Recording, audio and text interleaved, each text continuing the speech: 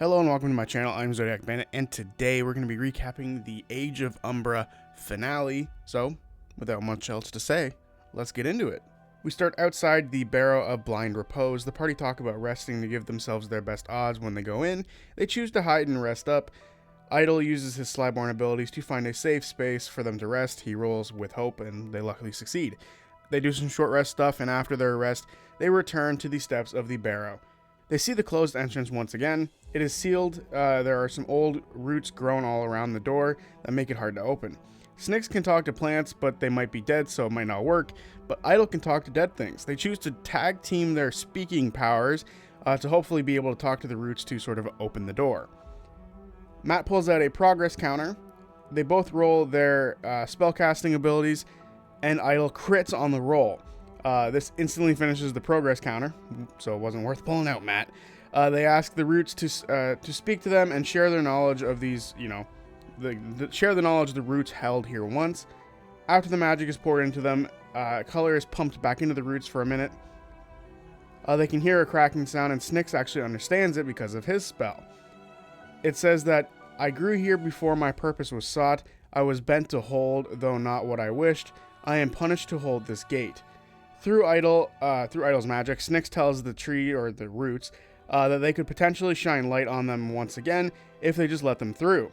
The creaking sounds off again, glowing with the divine touch. The roots say that they no longer have the will to keep the gate closed, as they have no spark left in them. If their intent is foolish or true, the barrow is theirs.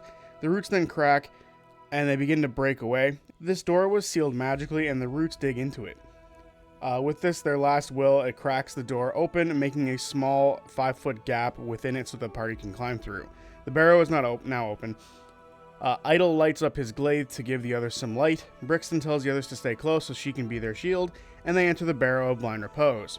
There's a stale air in here. It's not too dissimilar from the stale air they have been in not too long ago, back when they went into their first dungeon delve.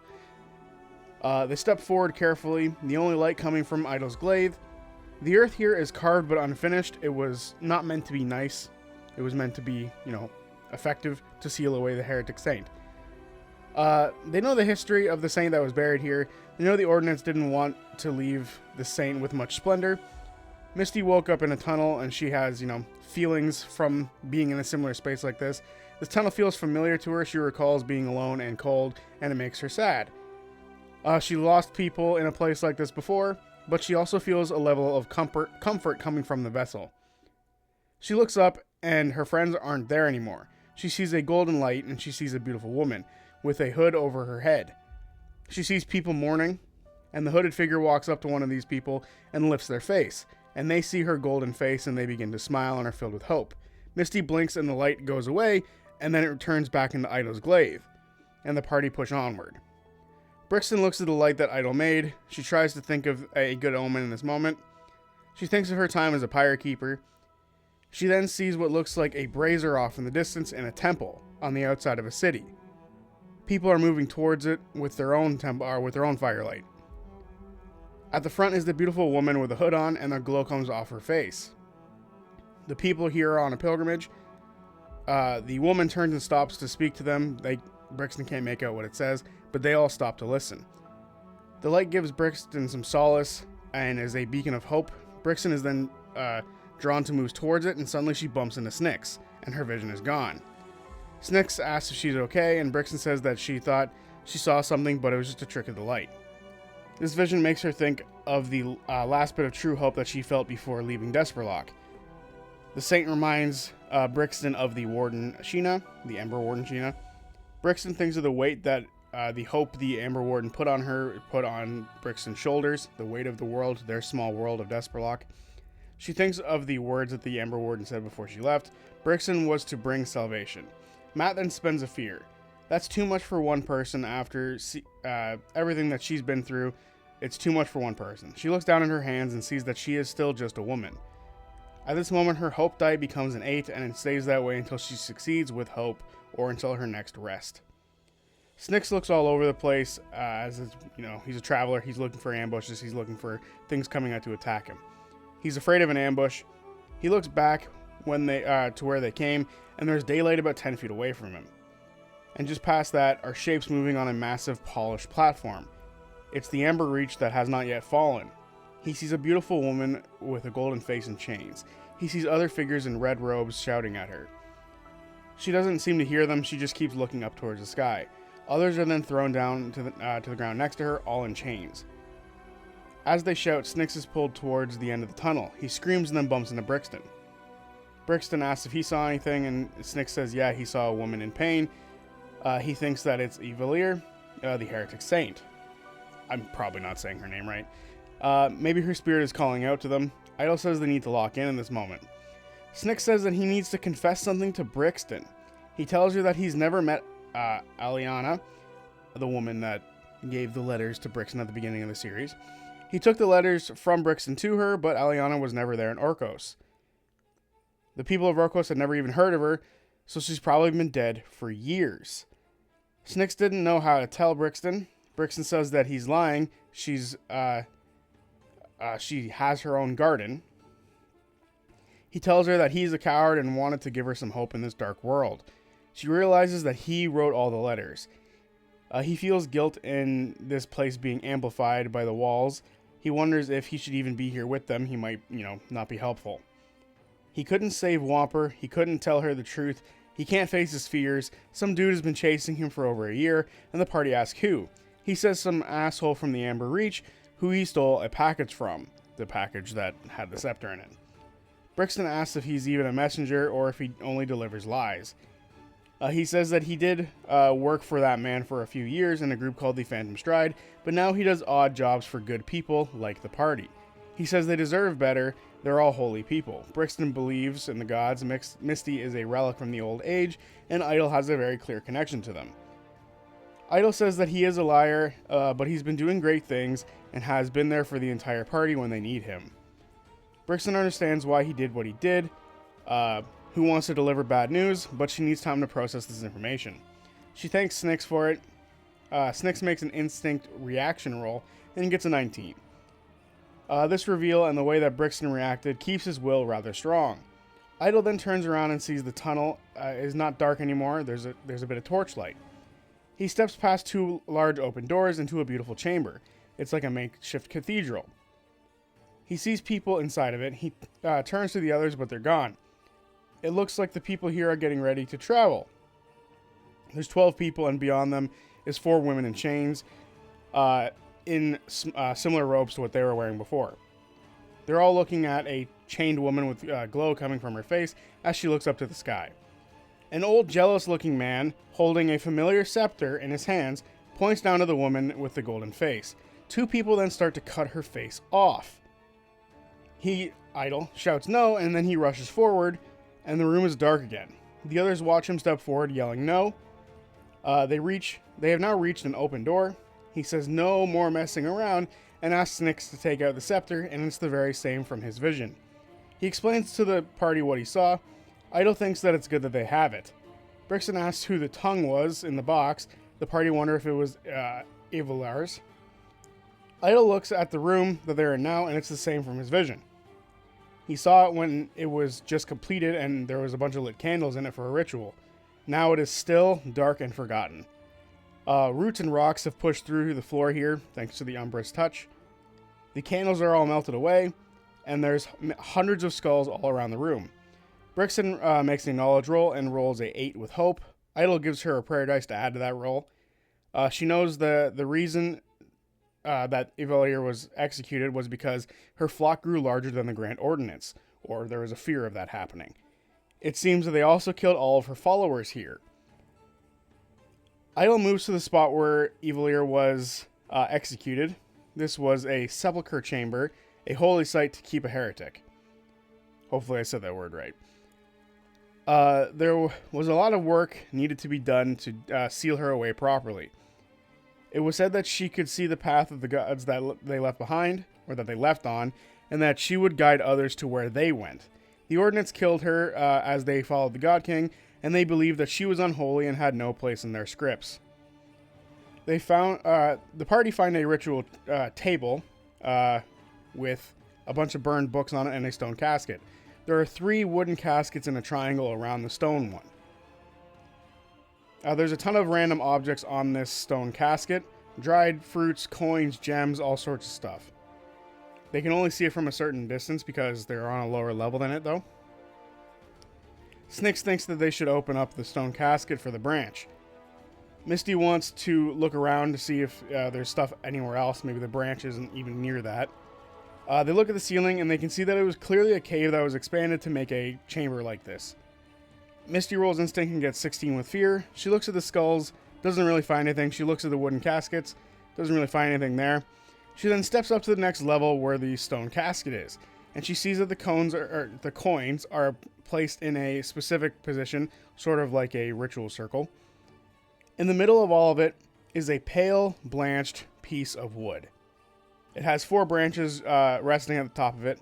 They don't trust it. They don't think that this is truly the branch that they seek. Misty wonders what exactly they need to do to light it. Brixton knows that they need to ignite it, and it'll just, like with any sort of fire, and it'll become a sacred pyre. But they can't light it here, otherwise the pyre will light here. Idle holds his hand over the branch to try to sense anything coming from it. He rolls an instinct check 17 with fear. He feels an invisible divine seal. They made sure that they bound her here. The branch is part of the binding seal. Snyx feels like the doors will close if they try to grab it.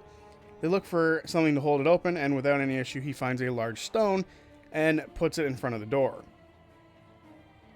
Idle just wants to grab it. He's more worried about the wooden caskets, not necessarily the stone casket.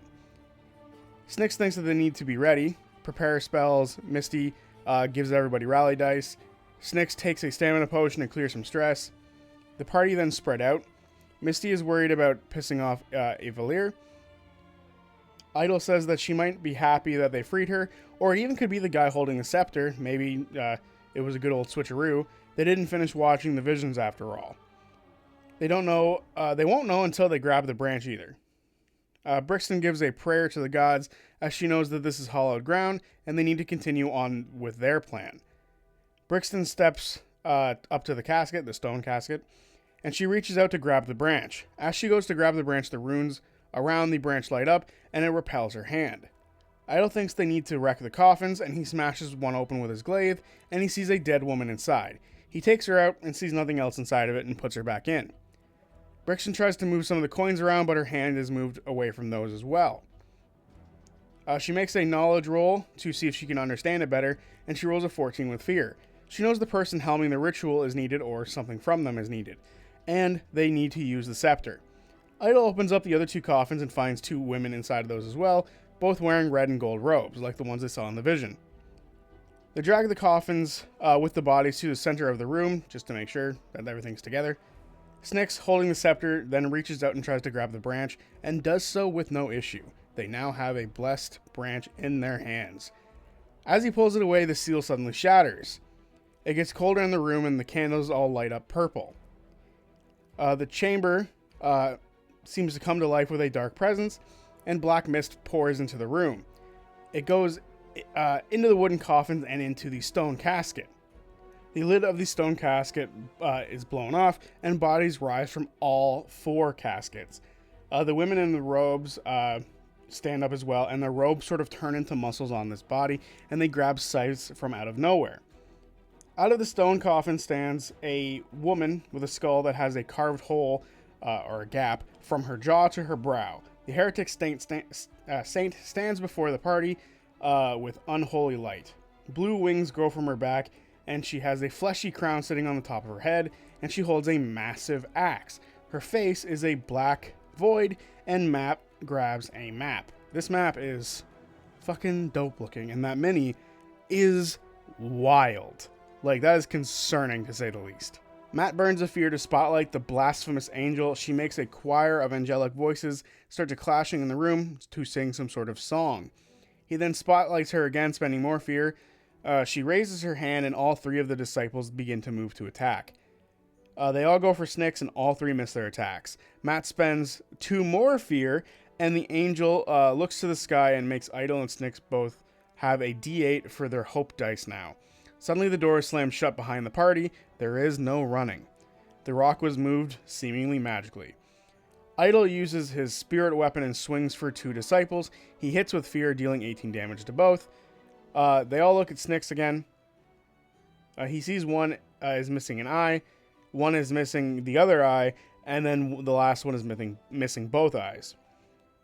The angel then flies down. The choir is getting louder. She lifts up her axe and then lets go of it, and it's swinging in the air by itself. It swings and hits everybody but Snyx. It hits Brixton and or it swings for everybody but Snyx. It hits Brixton and Idol for 17 damage. Misty is not hit. Matt spends a fear to spotlight her again, and she makes all three disciples attack again. One swings for Idol and misses, and the other two both swing for Snyx, and they both miss. Snyx then uses Conjure Swarm. Using the branch, he turns his Hope dice into a d20. He then hits all four with Hope, dealing 18 damage. The disciples mark a stress so they can reaction attack Snyx. Only one of them hits, dealing 11 damage to him. Snyx then moves away from the group, and he moves to the back corner of the room. He then suddenly sees a shadow move to his left. Screeve is here. Liam joins the table. They believe that's why the door was closed. Screeve comes out of the shadow, moving towards Snyx, diving towards him with his claws out. He then suddenly dives into the shadow behind him and appears beside the angel. He attacks her and crits, dealing 45 damage to it. He then stares at Snyx, his eyes not blinking, not breaking vision from Snyx. Snyx says he's happy to see Screeve.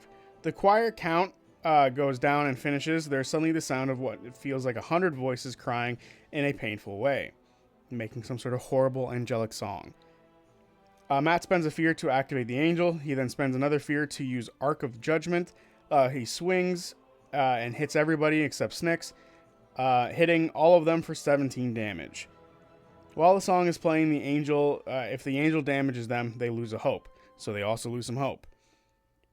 The song lasts until she takes severe damage. Misty then casts Epic Song, making the target vulnerable, and she chooses the angel. Misty then backs up a little bit. Matt spends a fear to activate the angel, and she marks a stress to use Look into the Void. She looks down at Screeve, and he looks into her void face. Screeve needs to make a presence roll, and he crits.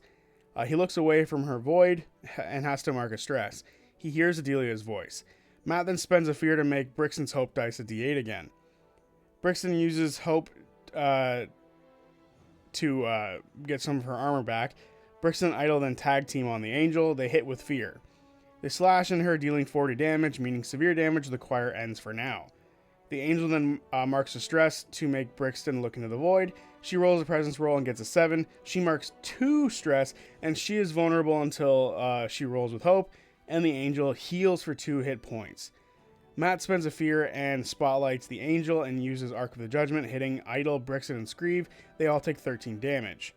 Screeve, looking at Snyx, says, "Let's play," and they run towards each other. They run into each other, grabbing each other midair, and then go into a barrel roll. Snyx is thrown in the air towards the angel, and Screeve drops down into the shadows and drops down from the ceiling onto the angel, and they tag team attack her.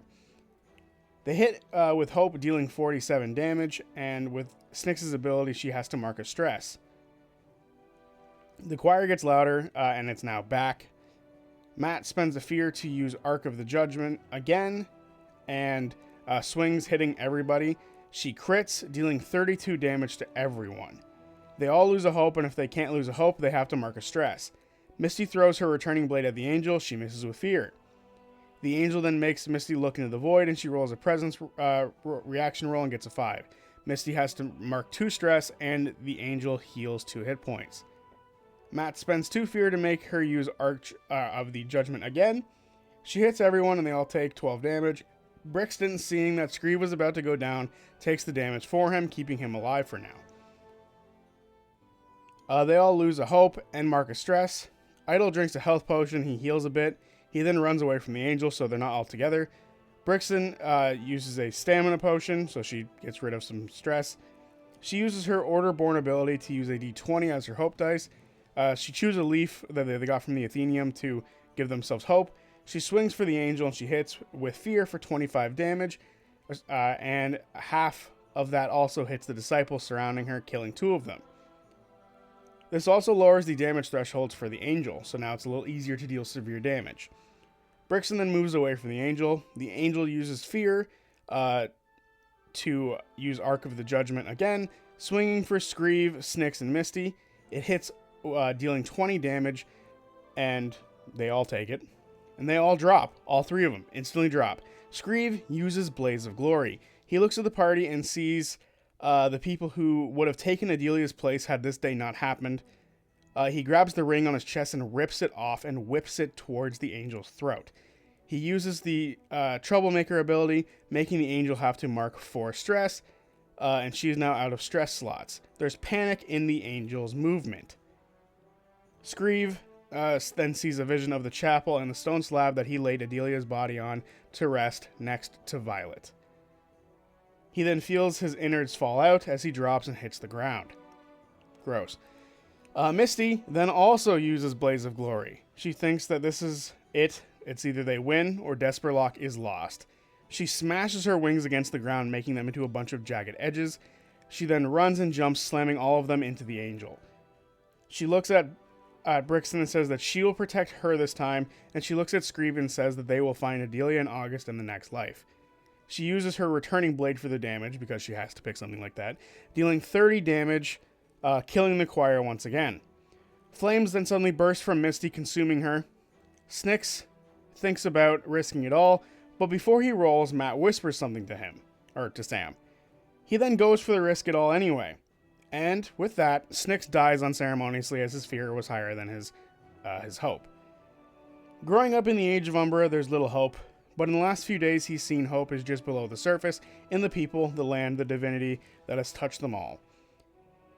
Holding onto the branch he knows they've done will bring back Desperlock. He smiles in his last moments as his upper half slides away from his lower half. However, Screeve and Misty, with their Blaze of Glories, killed the angel. Sam was told by Matt that this was the case, and he still chose to roll for it because that's the player's decision. Screeve and Misty together killing the angel in a literal flaming blaze of glory, Misty's song and the angel's song battling it out. As they crash into each other, they explode, throwing bone and rock throughout the chamber. The last disciples drop, just Idle and Brixton remain. Silence fills the room. Evelier is dead along with Idle and Brixton's friends. They feel the weight of this loss, and they see Snyx holding on to the blessed branch. Idle asks if she's alright, and Brixton says no, but she will be. They grab the branch and the scepter. Idle looks over the scepter and sees that it is mostly unchanged. Idle looks at Snyx, and they know that they have to burn their bodies. The two grab their friends and put them in the 3 wooden caskets. It almost seems too perfect. 3 of them were empty, and now they're being used. They close the lids. Suddenly they hear scratching from inside of one of those caskets. They know what this means, and the 2 of them light the caskets aflame, burning their friends away, saving them from an Umbra afterlife. Idle thanks them and hopes that they'll find happier times wherever they go. Brixton thinks it's poetic to release them into the Aether Weave on hallowed ground like this. She's shocked Screeve even came back in the first place. He had no reason to really do so. Now they just have to make their way back to Desperlock. She hopes they can stay more than just one night at the Athenaeum, and maybe others will join them back on their way. It's around midnight right now. The 2 of them choose to take a short rest before they head out to the Athenaeum. They rest and they say their final goodbyes to their friend, and they walk back down the path that was opened to them by the Fane Warden through the forest. The party spent 4 days getting here. They had a week to get back before the Umbra winds turned toward Desperlock. Idle will guide their way back, and he has to roll a d4. He rolls a 1. Matt said that he added 1 more evening before the Umbra winds get to Desperlock. They now have 2 days to get back to Desperlock before the Umbra winds get there. There is no time to waste at the Athenaeum. Or no real time to waste at the Athenaeum. Matt breaks out a progress clock. They grabbed everything they could off of their friends, and they take off. Idle will lead their first leg of the journey, and he rolls an instinct roll and gets a 12 with hope. He succeeds, so the progress counter goes down. They then get to the Cinnabar Quarter without any issues. The 2 of them think that the party went on all night, and that should be a bunch of drunk, passed out people in this quarter right now. They choose to go through the Cinnabar Quarter instead of trying to go around it, because it'll be much faster to do this. Group finesse check. Brixton gets a +1 from Idle on the roll, because Idle rolled well. She rolls a 16 with fear, which is a success. They get up on top of the wall. The fires are still burning as people are still partying, however. They hear terrible music being played, shouting, fighting, people watching the fights. This is a proper celebration. They aren't seen as they move along the top of the wall. They jump down just as the sunrise begins to come over the horizon. They start running to the Athenaeum gate. They hear a guard yelling at them from the Athenaeum gate, telling them to stop, but the party yell that they are Brixton and Idle, and that they should be, they should call for Commander Kieran. Presence check from Idle, and he gets a 18 with hope. The progress counter goes down to 3. The gates open, so they make it inside. They are given rest for the night, and they take it as they really need it. And then they wake up at night, because that's, they took a long rest now. They do long rest things. They're consistently checking on the branch to make sure that no one stole it. Brixton puts it under her breastplate. They now have 1 day to get back in time. They choose to not take time on the same path. They need a shorter path. They're let out of the Athenaeum as they rush along the outer wall of the parapets that were, of the walls of the drowned sprawl. They go on a full sprint. This means that they need to roll a strength check because they need to see how long they can run for as they're being chased by monsters. Because they're not being stealthy, they will be chased by monsters. Brixton will lead, and Idle gives her a +1 in the group check. She adds her experience to the roll, and Idle gives her advantage. She rolls a 21 with fear. They run from massive bat-like creatures with massive fucking mouths, like a pelican mouth. They're able to avoid them without much issue. They keep running, more creatures begin to climb up the sides as they've been drawn towards their attention as well. Matt spends 2 fear, and the two of them need to roll d4s. Idle rolls a 3 and Brixton rolls a 1, and they need to mark that much stress. This is a hard run, but they thought of their friends, and that kept them going. They look down and they see the Imperium Bridge to the left, and on the right is the path they took to the Screaming Forest. They're above the Amber Gate now. They find a staircase on their way down, and they run alongside the coast of the Ashen Sea. The progress counter is now at 2. They follow the path they took on their way there, and they go towards the forest. Idle will lead through the Screaming Forest. They reach the sinkhole that they saw before, and now he knows he needs to start retracing his steps. Idle rolls an instinct roll and gets a 16 with hope, which is a success. The progress counter goes down to 1. They run through the forest as fast as they can, and the forest can't wake up fast enough to slow them down. It wakes up behind them as they go, and it can't keep up. They do hear the buzzing sounds behind them. It's either looking for food or looking for revenge. They break past the tree line of the forest, and they are now starting to run towards Vecna. The light of day creeps over the horizon. The sky looks clear, but it's the sound of the Umbra winds that they can hear. They have dealt with the Umbra winds before in the past. They know it goes wherever it wants, and where it goes with hunger. And it comes accompanied with the screams and cries of thousands of souls. That's a terrible image. They are tired, but they have to keep going. Idle says that they have to remember, if they can't make it in time, they need to make a new pyre. It's better for them to do that and not, just waste the branch that they have. They can bring people to the pyre if they need to.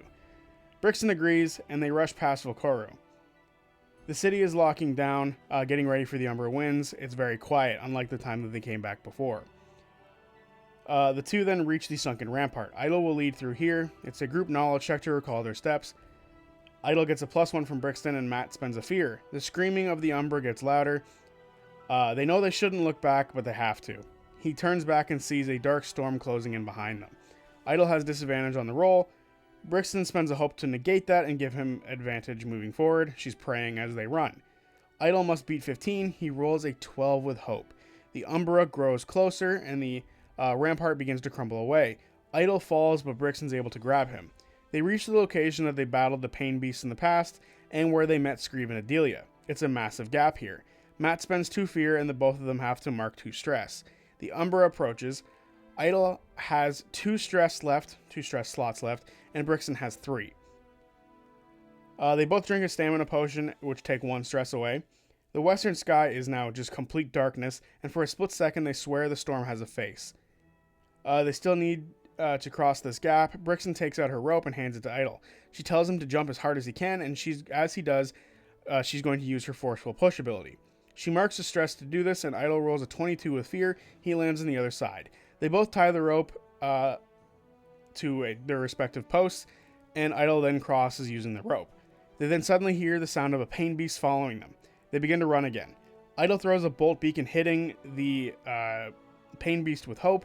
The progress counter reaches 0. He blasts it off the side of the rampart as it jumps into the air, throwing it into the water below. They continue to run, and it gets darker and darker. It's noon, but it's completely black. They are now in the jungles of Evidora. They look for the light of the pyre that normally would guide them back to Desperlock, but they are the ones that have to light it. Brixton takes out the branch. They leap and jump over the river that they passed ages ago, that used to have a bridge that no longer. They look back and see the face rushing towards them in the darkness. They run, and they run, and they run, and they feel like they're about to drop. As they are about to give up, they see the slag wall. They rush towards it. They are exhausted. They can't make any noise. Their mouths are dry. Their throat is dry. They see the vigil on top of the wall getting ready to accept their fate as the darkness approaches. Idle yells for them finally to open the gate, and they hold up the branch. A hand suddenly slams onto the slag wall, and they see Ghost Hook. He's missing his right hand and is now replaced with a blade. It seems his mission and his journey has failed. He yells to open the gate, and the vigil open the gate. The whistle of the wind hitting the gate is intense. The people of Desperlock are gathered together.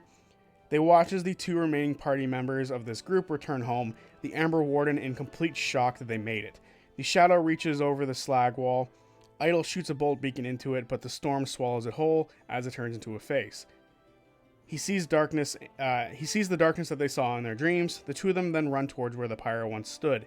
The Amber Warden is there waiting to spark the flint and steel. Brixton reaches out, and they light the flint and steel. The branch bursts into a massive inferno, a light that fire can't create, a flicker of protection from the old world. The scream of the Umbra wind then turns into agony. The shadow suddenly dissipates. Then it's quiet. The Umbra is moving around the city now, dividing as if there's, a big something there to block it. 300 people are now in disbelief as they look at the pyre. The safety from oblivion. Suddenly crying and cheering fills the air. Everyone embraces the 2 remaining members of the party. Idle says, "Hail the pyre lord," and then drops to the ground. Brixton drops her sword and falls to the ground as well. Perhaps that was their final act, and now darkness takes them. But the flame flickers on, and the call of the pyre keepers burns even brighter. Brixton sees the faces of the people she grew up with, her chosen brethren, those who were lost and those who are still here. For Idle, the darkness passes, and his visions of late, they were dark and confusing, but now it's just his thoughts. Prayers for those that they lost on the way. No omens of any ill intent, just memory. Weeks pass, and Desperlock returns to their normal. Brixton has thought of the value of life. Was it worth losing the others? 5 lives versus 300. The number that they lost will always be etched in the back of her mind. She went back to being a pyre keeper. She thinks of the crying faces of those in the Athenium, the gardens of Orkros, the life that Adelia never got. She realizes that life of an adventurer wasn't that much greener on the other side, but this is the Idle Hollows. There wasn't grass to begin with. She dedicates the rest of her life to the pyre keepers, to train others, and to keep the pyre safe. She built small monuments for those they lost. 5 lives for 300 was too many. Ember Warden Sheena sees the look on her face. She says that it's the weight of the survivors that they must endure. It's not about being a sacrifice that anyone has made, it's just the nature of the world. They need to do their best to teach, laugh, farm, garden, because those who were brave enough to give themselves up, gave that to them. Does she want her memory to be sullied, wondering if her sacrifice was worthy? Brixton says no. The Ember Warden tells her to leave these offerings to those that they lost with gratefulness. It's never fair, but it is incredible. Brixton hears the laughter of the children. She thinks she hears the words Violet, and she turns, but then shakes it off, realizing that it's just other children. Idle stays with Garrick for a while, trying to sort of reconnect with him. He believes that the time to hide his light has passed. He talks to Ghost Hook about what happened with his group at the Gilded Shambles, and if there is truly a branch there, they should go get it. He also works with the other Delvers to go to the monastery to find more information, because if there's more information about other branches, it should be good for them to go get for resources. He works with the youth to not hide their gifts and tells the story of his friends. The most unassuming of people can sometimes be exactly what you need in the darkest times. As he's leaving Garrick's one place, Garrick walks with him. He says that it's special what they have here. He thanks Idol for what he's done for everyone, and he doesn't hold anything against him. He says that he misses Erin and that he sees her face in all of the kids around here. A part of her lives on in all of them. Idol says that whenever he goes out, he thinks of her laugh and how it was hard to keep up with her. He says that he's with them everywhere they go. Garrick pats him on the back and then heads home. Idol starts making his way to the pyre to find Brixton, and he hears a voice on his way there. It's Ghost Hook. Ghost Hook says that their mission was challenging due to the timeline. They could have maybe gotten it if there wasn't a timeline. He thinks there's still something to find there.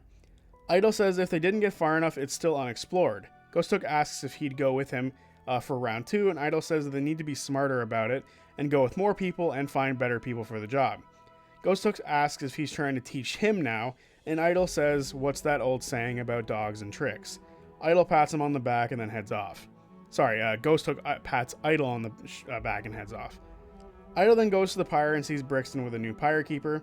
The new pyre keeper asks if he'll have to go beyond the wall like she did. Brixton says if the gods have anything to say, she hopes not. The boy then leaves. Idol asks if she's an Ember Warden now, and Shuna is still around, though she seems to be looking for retirement soon. Brixton says that if she lasts that long, she might be an Ember Warden. Idol tells her of Ghost Hook's plan, and Brixton tells him to go. It suits him well. He says he's only as strong as those who go with him, and he'll wait for the pyre to be safe enough so she can come. Brixton says that she is his shield. She wonders if Halloran would give them any wine at this point. Halloran was the guy that Snyx went to for a lot of his stuff. Idol thinks he has to at this point. They kind of saved everybody. They both then make their way up to his house, and we leave Desperlock clinging to its happiness in this dark realm. That's the purpose of the Enduring, to rally against the darkness. It's only a dying world if you let it. The party is proof of this. This ends the journey of the Age of Umbra. Maybe there will be another in the future. The Age of Umbra miniseries ends here. So there you have it, the final episode of the Age of Umbra. Honestly, this was a great collection of characters, a fun world for them to explore, a very unique theming of this world compared to other ones. I do think, like, if you want to compare it to other darker stories that they've done in the past, like Calamity, Downfall, and Divergence, those are all what you would probably consider to be darker stories compared to the regular campaigns, and probably would be the only thing I'd want to relate this to as far as those go. I would say the themes are a lot darker than those, with the exception of maybe Divergence, but I feel like it was taken up to another level with this, with how low everyone was, because there were places in in Divergence that weren't so low. We did see some of the bad, but there were really good places still around. And what was interesting is with Divergence, we sort of saw the resurgence of the world, whereas the Age of Umbra didn't finish with the resurgence of the Halcyon Domain. It's still a dark world. It's still a dying one if they let it. And I think that's a unique aspect that a lot of other series don't necessarily do. Normally the main series fixes the main problem, right? And then some other problem comes up later, and that's what the next campaign's about. And then even with Calamity, Downfall, Divergence, they all end on a positive note, if you will. This one ends on a, similar to Calamity, how only one survived. This time only 2 of them survived. It ends on a note of sadness, but also with hope, which I think is rather interesting, how it ended with hope for the world. And it's rather unique with how hope and fear is such a big thing for this setting and this world and this system. So I think that's a very poetic way for it to end with a hopeful message that the Enduring will continue to endure. I kind of like that a lot. Anyway, I'll talk about more of how I feel about this series in a video probably on Tuesday. I know last Tuesday I said I was probably done talking about the Age of Umbra stuff, but I feel like I need to give my last little bit of how I feel about the series in a longer video than just me talking about it at the end. So with that all being said, I will see you guys on Tuesday, and for those of you who like streams, I'll see you on Sunday and Monday. So until then, peace.